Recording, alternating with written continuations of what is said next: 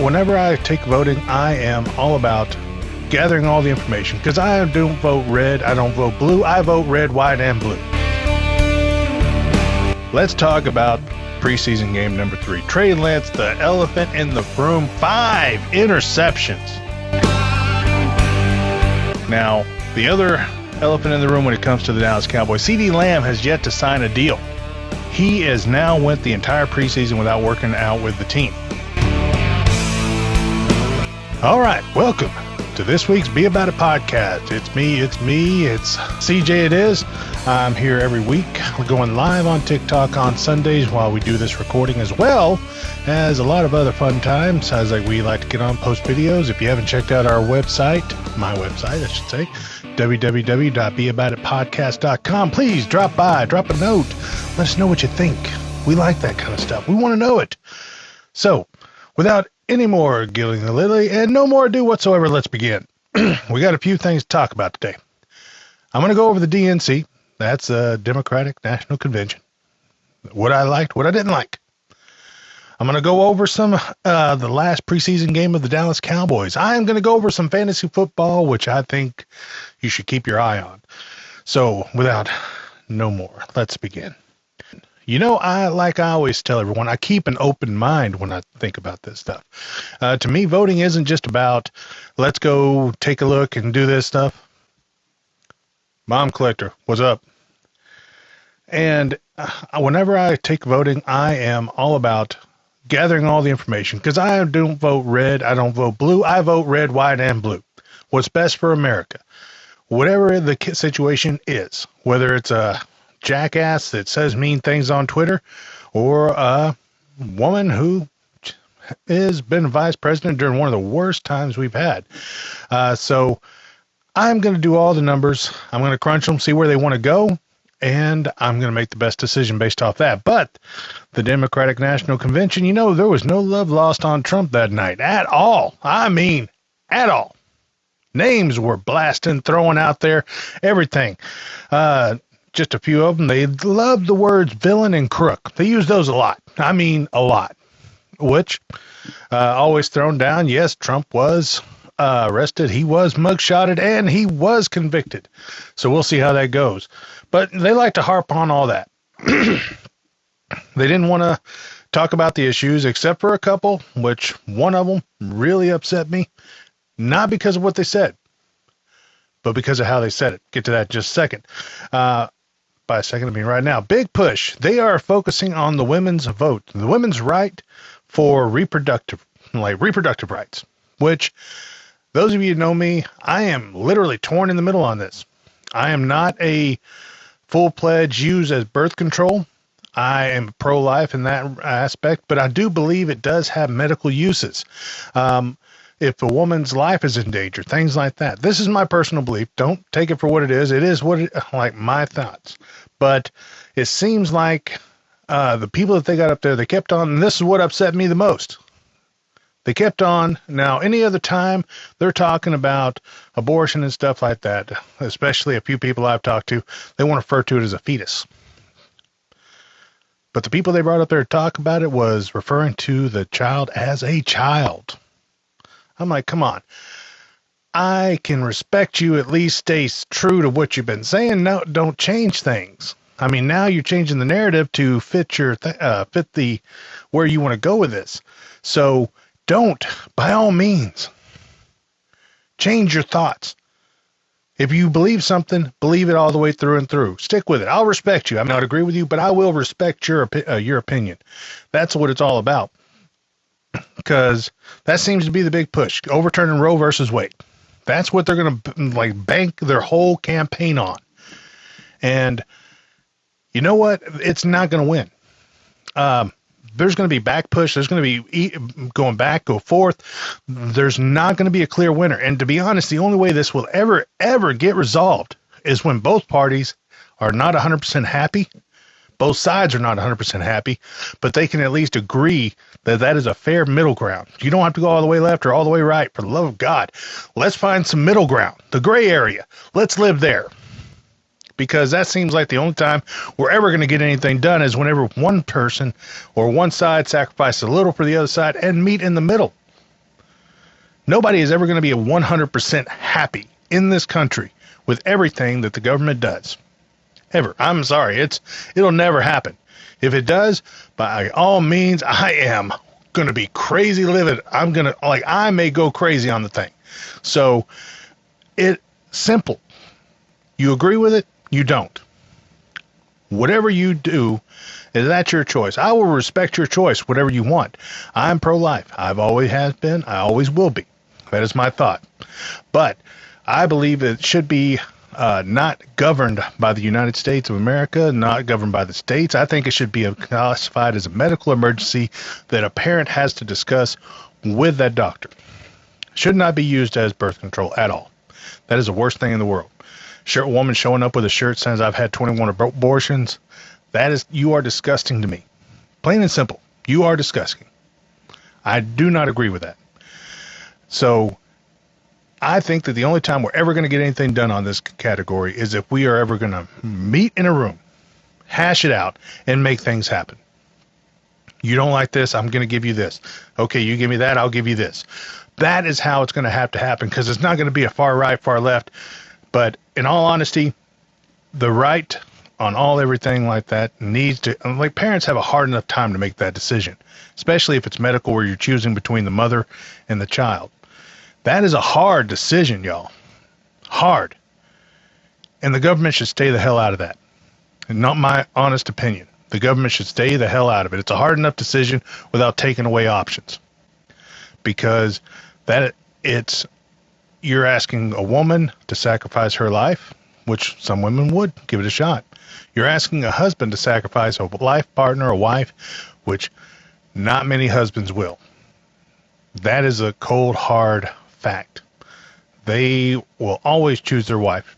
Protection. That is it. But let me get off that topic. That seemed to be the theme of the night. Overturning and reversing Roe versus Wade, that the Supreme Court just did that. So whether you fall left, fall right, fall down the middle, come and meet some happiness. I was like, just open your eyes, open your heart, and let's find an honest to God way to get around this, that everybody is not all the way happy, not all the way upset, but we can work on it. Okay, now that I've gotten that off, but another thing on the people that were doing it, I'm sorry, y'all need to rethink y'all's little strategy on thought on that one. But the things that I actually liked, now that one about the Roe versus Wade, I hated that altogether. I hated when they brought it up, because you don't want, okay, I'm off of that. I need to get off of that. That's going to get me upset again. But the things that I actually did like, outside of the reproductive rights talk, I liked Senator Raphael Warnock. I hope I pronounced that correctly, speech. He gave a very heartfelt speech, which was more about bringing people together and not fighting and not disrupting. Yes, he threw a little comment out there, but I just waved that off because that was one sentence. He never came back to it. He spoke genuinely about wanting to do more to bring this country together, and I actually got behind that. I did like it. It was something that needed to be said. It was something that was said, and overall, great. I loved his speech. His voice and other voices like it need to be heard, and they need to be out there, plain and simple.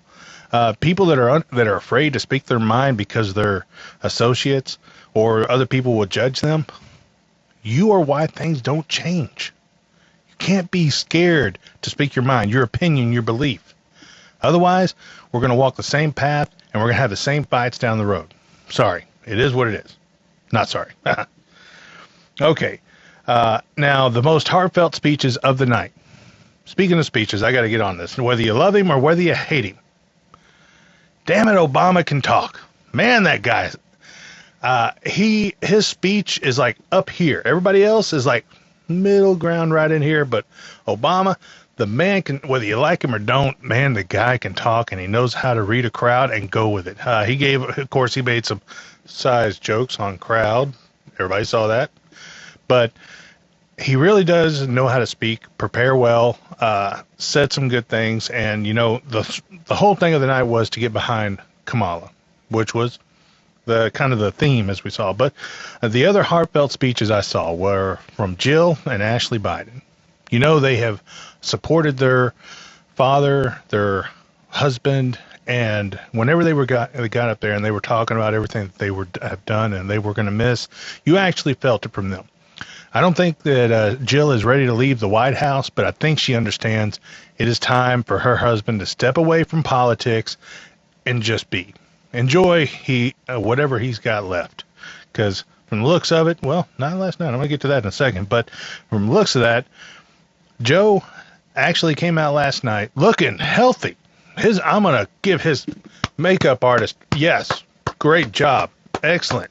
Man, he looked good on that stage. And he looked somewhat healthy too. I mean, like I said, give it up for the makeup artist, or maybe he was looking healthy or whatever he had, but was very emotional when he took the podium. He knows it's his way out. He's got 3 more months, or 4 more months of being president, and then he's going to step it down, ride off into the wild blue yonder, and call it a day.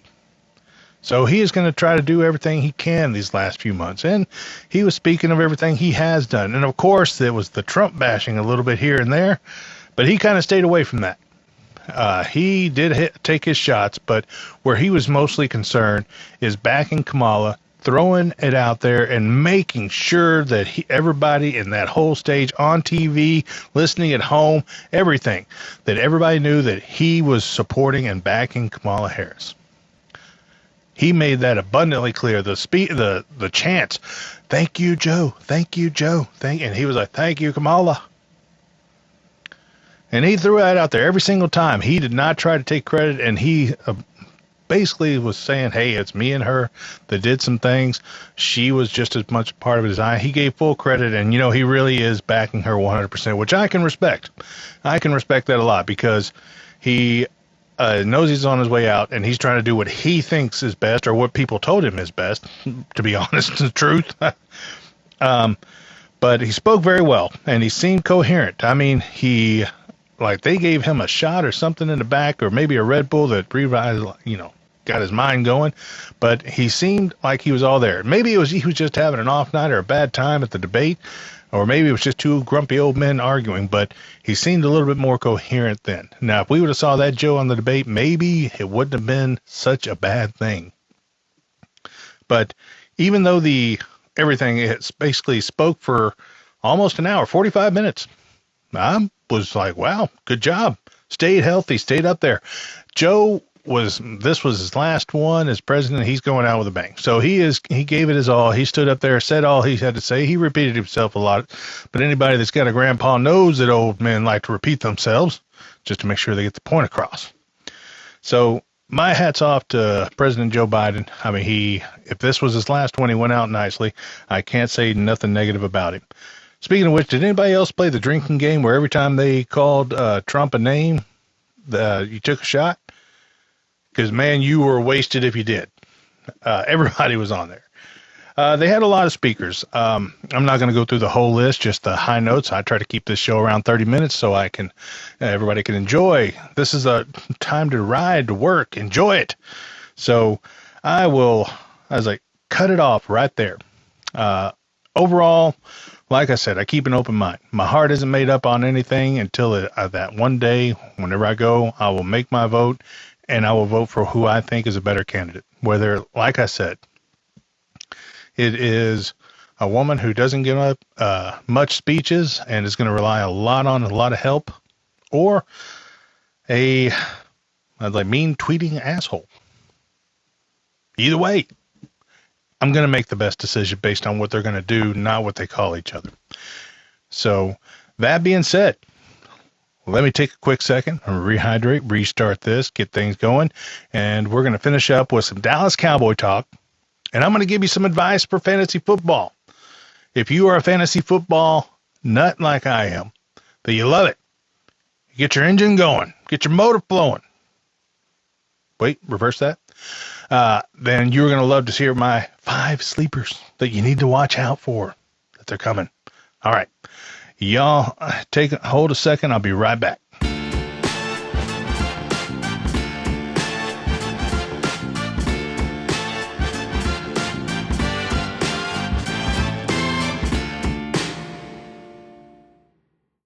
All right, and we are back.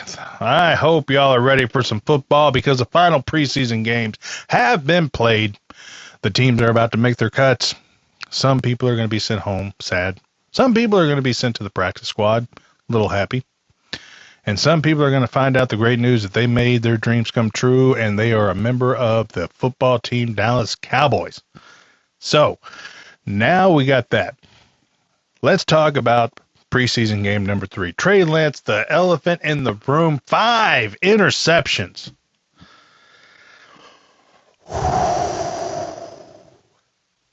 Man, did anybody else see that coming? I mean, I did not. I saw the one last week, but he was... Now, a couple of them were tipped. Can't say nothing about the being tipped. It is what it is. It's just a playmaker's world. It gets tipped, the receiver messes up, it's up for grabs, and they took advantage. But the fact that he made the decision to throw 5 times in that much traffic worries me if they're leaning towards him to be a future backup or a future starter on the field. But outside of that, I mean, his running ability really did he did showcase that. Ran for another touchdown. And it was like about a good 20 yards. So it wasn't a quick little 5-yard, let's go. It was a good long distance run that a quarterback made, and he was trying to do that all day. It wasn't getting done he didn't see anything open, anything like that, which granted, we did not see our starter receivers out there. So that is not unheard of. But we did have some receivers. He managed to hook up a couple times with the same people, but his real skill came from the running on the field.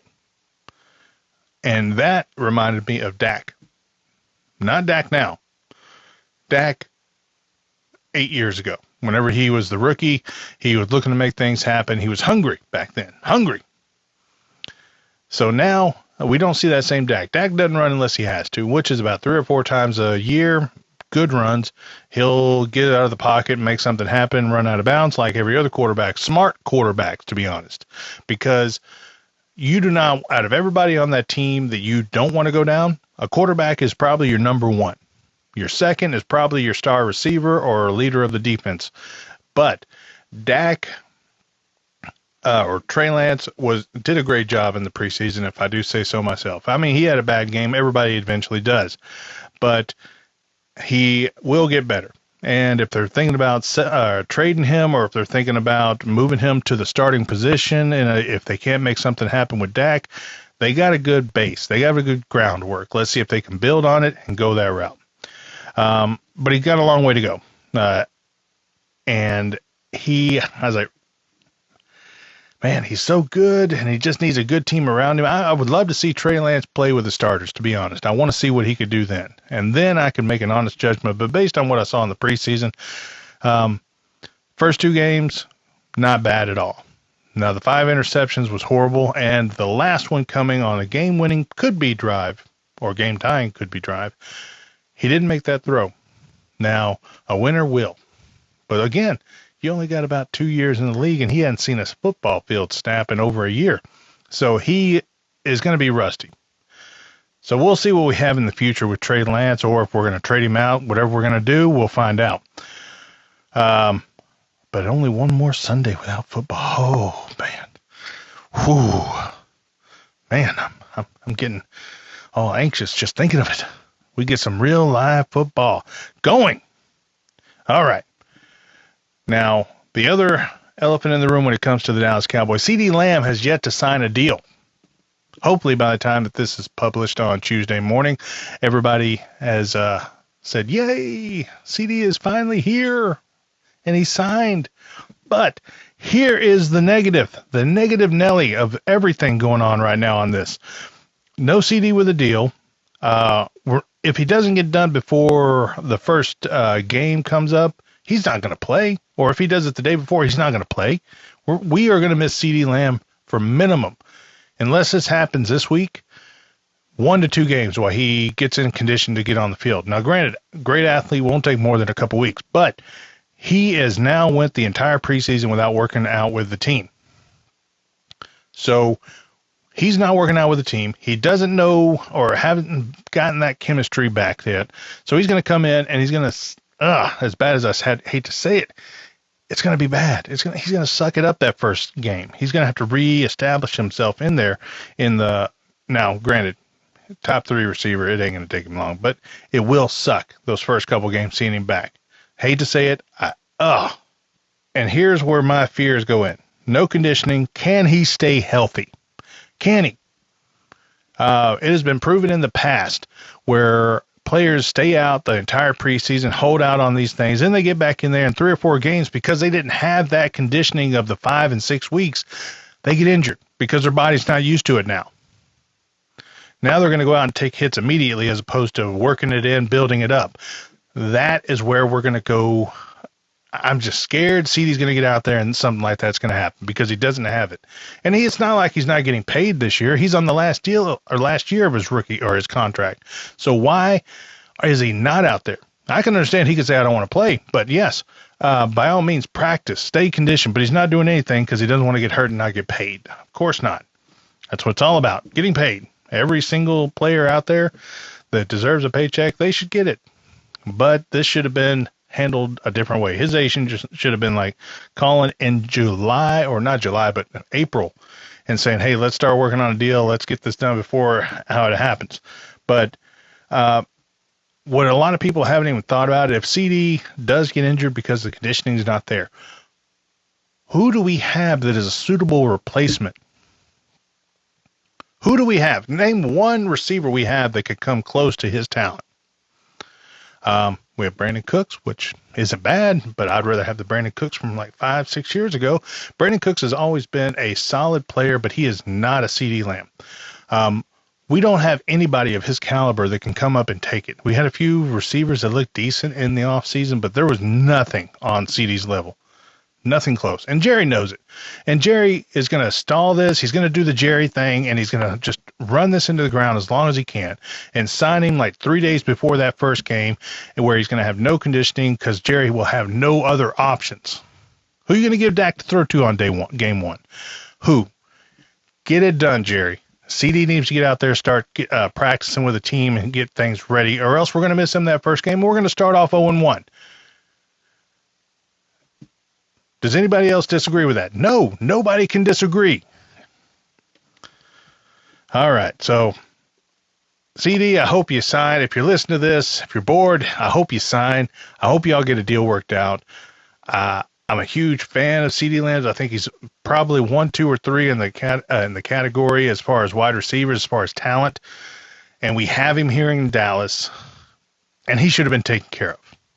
If we would have taken care of him before the Justin Jeffrey thing, then we would have probably paid him less and got the happy CeeDee Lamb. But no, now he wants more. He wants all that $100 million guaranteed. He's worth it, but we got too many concerns on it. So that being said, who plays fantasy football? Who loves them some fantasy football? Well, I got my five that you need to watch out if they haven't been drafted. Watch for them. Keep an eye on them because they are going to do something. They might shock you. They might do a little bit of happiness. I was like, based on the situations they're in. Because the picks are down. I was like, the draft has been done. And here are my top 5 sleepers and players to watch. Number 1. This shouldn't be any question. Nick Chubb. He was a solid runner in Cleveland. He was making strides, doing great things. And then he gets that horrible injury week 2. Everybody had him on the fantasy last year, cried a little on a pillow by themselves in the corner. It was horrible. And it was so horrible he took 2 surgeries to repair this thing. But he's a truly gifted runner that will be coming back after a season-ending injury last year. 2 surgeries, like I said. They had to schedule him out like September and then wait a couple months and do another one. September, October, September, November. That's how bad that knee surgery or the knee was. So most players, they don't come back the same after that. But I am not one of those fans that think that he is done. Now, he won't be starting this season, although the other day he was squatting 500 pounds, which is looking great. Talking about Nick Chubb, in case y'all just tuned in, he is getting back to form. Now he's got to get, but there's a lot of difference between squatting and then taking hits. And running backs, unfortunately, they get hit in the knees. They get hit in the legs. Especially on a guy where squatting 500 pounds, they ain't going to get you straight up. They're going to go after your legs, especially in the secondary. So whenever we are talking about that, I don't think he's going to go back to the starting position right away. But he's not worth a top pick. I wouldn't take him if you're going to draft him at all. It's the last 2, maybe 3 rounds. And that's depending on the size of your league. If you have an A team, he's probably still in the draft or working there. Yep, 500 pounds. Nick Chubb squatting the other day. But he's worth about 2 or 3, or keep an eye on him if he goes undrafted in your league, because he will get that starting position back, especially if the Browns get rolling again and he gets that downhill. He's a downhill runner, gets going. So I am solid. Number 1, watch Nick Chubb. Now, number 2 is kind of a weird one. I'm going to say Chuba Hubbard, Carolina running back. Now, he was on the worst offense last year, so he didn't get a lot of fun times, and the Carolina ended up drafting a running back in the second round, a running back with an injured knee who's recovering from an ACL reconstruction. That is, let me look at my notes here, Jonathan Brooks. But if you need a running back, didn't get a good one, or you need a solid flex, this Chuba is going to get out there, and he's going to have the starting job. So he's going to be good for about 10 to 15 picks, or 10 to 15 points per game. So he's a solid flex, definitely worth picking up. That's what I'm going to recommend. I mean, if you need a running back and you haven't got a good flex, or you need that solid backup, he's your guy, at least until Jonathan Brooks comes back. And we'll see how they're going to duel it out. Now, this is kind of a weird one, but I had to think about this one a couple times. Dotson, wide receiver from the Philadelphia Eagles. He was a Commander a few weeks ago. But Philadelphia traded for him, got him, gave up a little bit, I think a 3rd rounder and a 7th rounder, but they didn't give up a lot to get him, and he was a 1st round overall pick, or not a 1st overall, but a 1st round pick. And with the Eagles, you'll have stars A.J. Brown and Devontae Smith. They are going to be, the only thing that Dotson can hope for is a wide receiver 3 at best considered. Put him in the slot. More than likely, he's going to start out at wide receiver 4, even though he was a solid receiver. In Washington. He got around 700 yards, a little over 700 yards last year, and didn't do bad as far as performance, but you'd expect more from a number 1 receiver. You'd also expect someone to be happy whenever they don't have a really good quarterback and you have a star receiver. So they'll figure that out as they go. But more than likely, he's going to be wide receiver 4 for the first couple of games, work into it, but you never know. Injuries do happen. I don't wish that upon any athlete out there, but they do happen. So if you have someone, A.J. Brown or Smith, go down, he could step in and fill that hole for a minute. And he would be nobody would see him coming. Nobody would question it. So I think he is a solid someone to keep your eye on. And if you're looking in the late wide receivers, somewhere 13th to 16th round, he wouldn't be a bad one to throw on your team, because you know he's going to get at least a couple targets a game. So you never know where he's going to finish. So now, on this one. Now, this is kind of a weird one. I was questioning whether I would throw this on there, but I think the situation is right for Will Levis, quarterback in Tennessee. Tannehill went down last year, and the front office of Tennessee has really put a lot into this. They have been stacking, putting some O-line people in place, building a little team around him like they have gotten. Now, this is only his 2nd year. He was a rookie last, and he got to go, and he didn't do bad. But I think with them working the team, adding some license, they had Tony Pollard, that was former Dallas Cowboy. So they are trying to build a running game. Now, here's where I think it's different. Now, as a Cowboy fan, I had the pleasure of watching Tony Pollard play last year. But Tony Pollard is a great 3rd down back, great out of the backfield, passing, things like that, but he is not going to be your number 1 running back.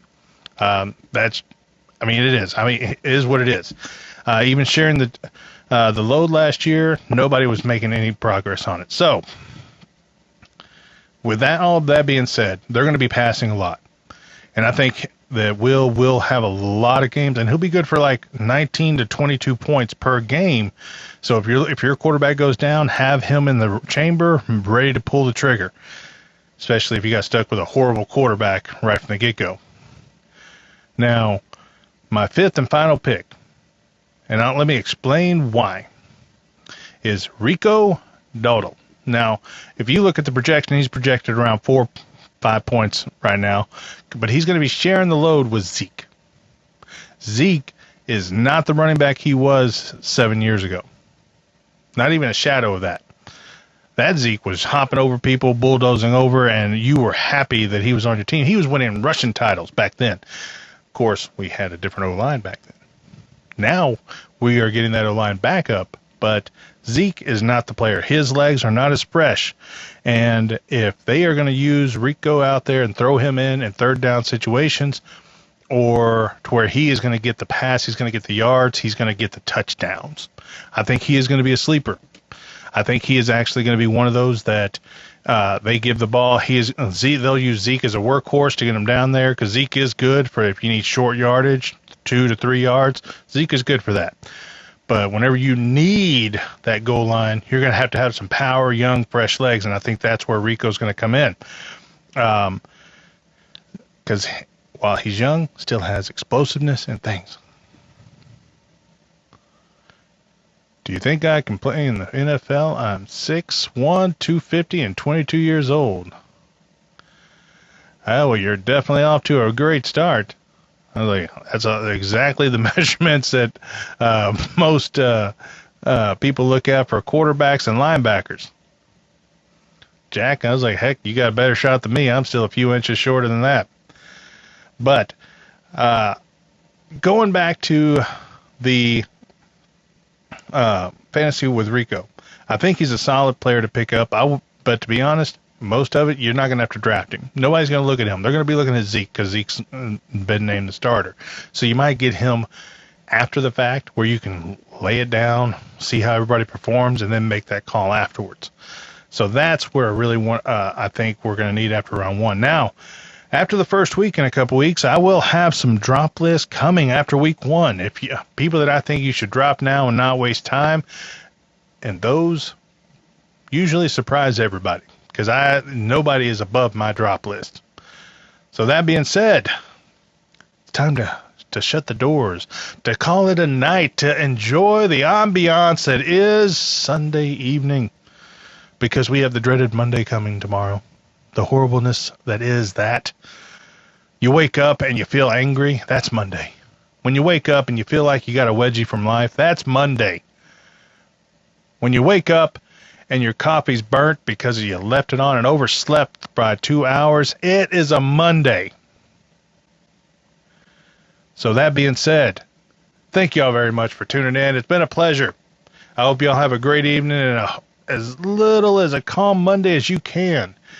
But I'll see you back here next Sunday. Every Sunday live here on TikTok, and every Tuesday comes out on Apple Podcast, iHeartRadio Podcast, and of course, Podbean, one of my favorite little recording studios.